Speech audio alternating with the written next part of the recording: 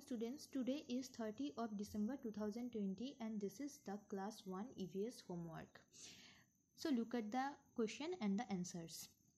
The first question is name any three national festival. National festival এর যে কোনো তিনটি নাম বলতে হবে and the answer is Independence Day, Republic Day and Gandhi Jayanti.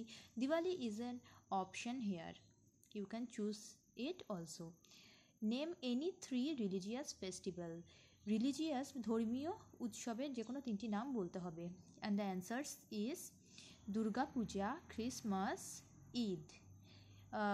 Holi is an option here. You can choose it also. How do we celebrate Eid? আমরা ঈদ কিভাবে celebrate করি? The answer is people go to mosque to pray. মানুষেরা মসজিদ যায় pray করতে, প্রার্থনা করতে and greet each other by saying Eid মুবারক. ঈদ মুবারক বলে একে অপরকে তাহারা অভিনন্দন জানায়. On this day semai and biryani is made. এই স্পেশাল দিনটিতে আমরা সেমাই এবং বিরিয়ানি বানানো হয়. So this is the class for today. Thank you.